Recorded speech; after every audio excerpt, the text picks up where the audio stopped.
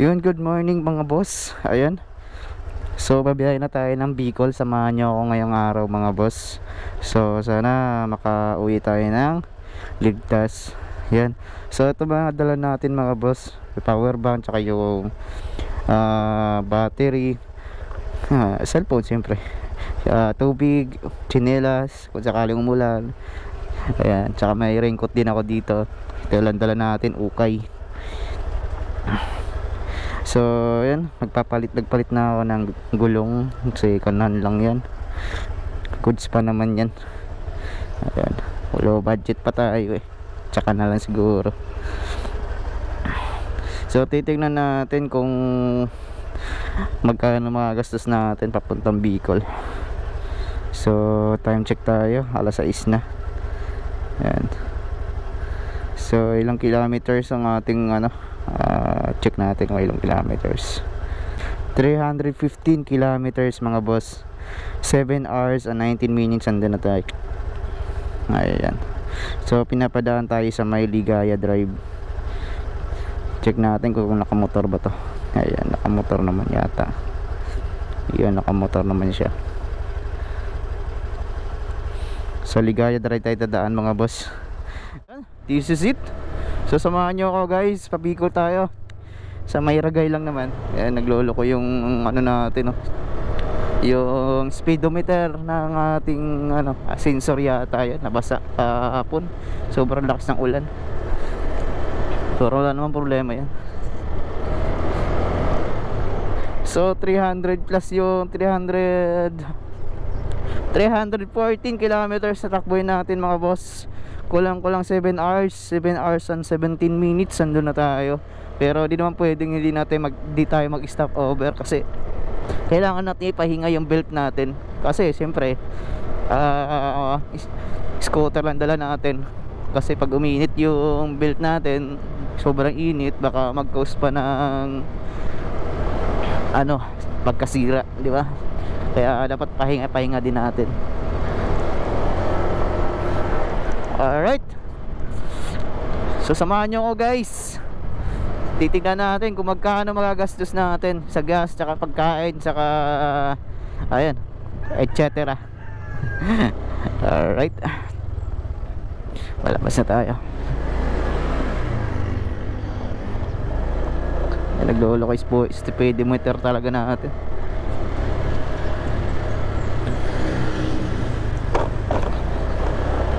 Let's go. Ayan, first gas tayo. Full tank na kagad. Ulang full tank 201.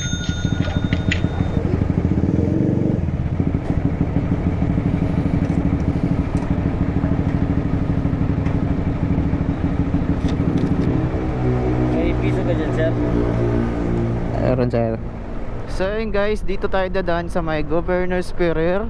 Ang lusot nito ay madadaanan natin yung Amadeo, tapos yun, Tagaytay, tapos magpaligaya drive na tayo.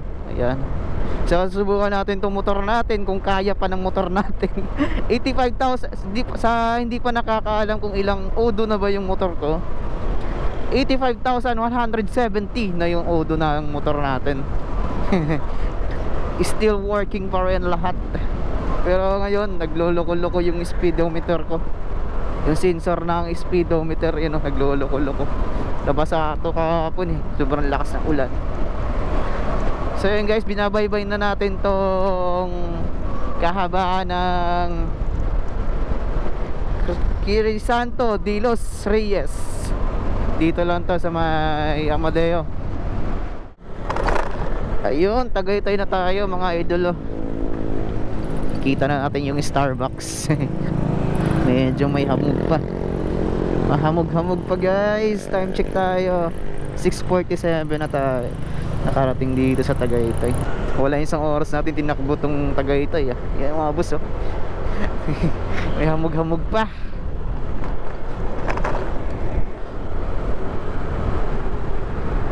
Ganito tatay ah.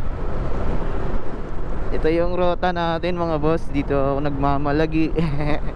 Di kasi ako nagmamaynila, kaya laging south. Laguna, Tagaytay, Alfonso, Batangas. Ayan. Diyan ako lamog. Daming mga kagropo. Linggo kasi ngayon mga boss, kaya yan, ang daming nagra-rides. Ang sarap makikisabay sa mga ganyan. Ayun, nakanan na tayo dito sa Talisay, Paligaya Drive. Ayan, dito.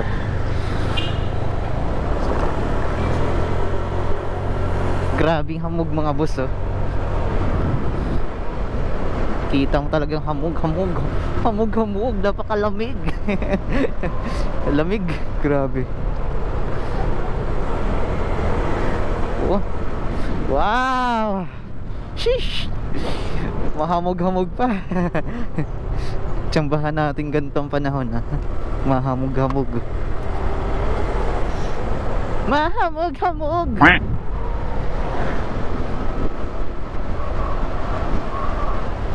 Pababa ng pababa to mga boss, kaya kailangan bago yung preno mo. Kasi palusong to dito. Grabe. Palusong na palusong. Buti lang bagong palit yung preno natin sa likod tsaka sa unahan. Kaya goods na itong makikisabayan. Lamig, nilalamig ako guys. Ginagawa mo.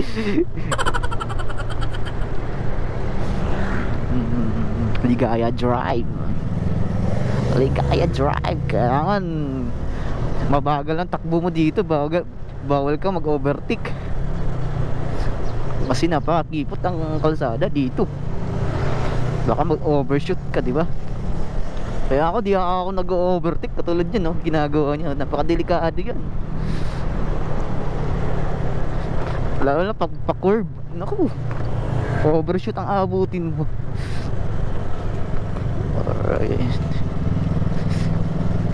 Alright.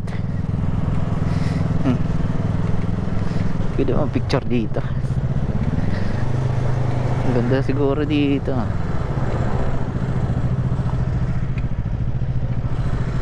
Kaya mo na, doon na lang tayo sa baba. Kanino kayo bahay yan, ako? Napakadelikado naman yan.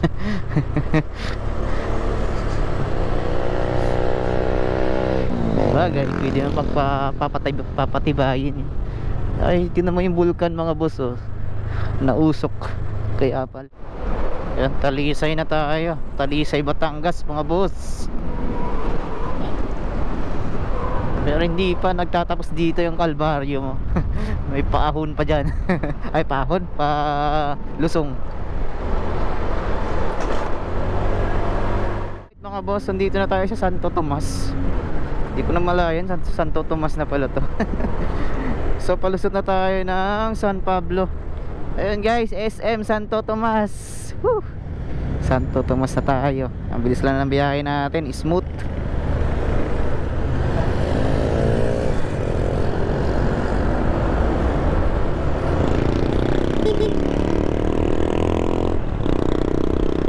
SM Santo Tomas.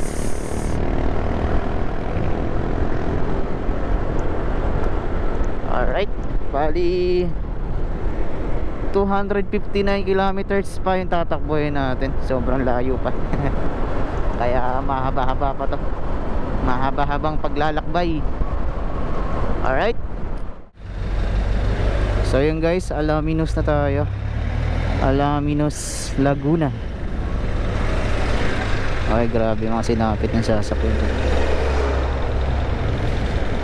Alaminos, Laguna. San Pablo, City of Lucena. Dito, dire-diretso lang daw. Medyo matraffic dito banda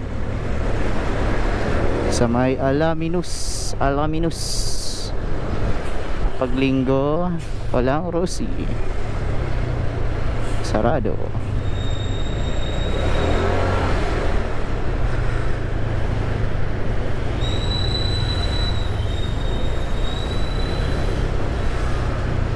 Sunod nito, San Pablo. San Pablo ba? Tama ba ako? San Pablo.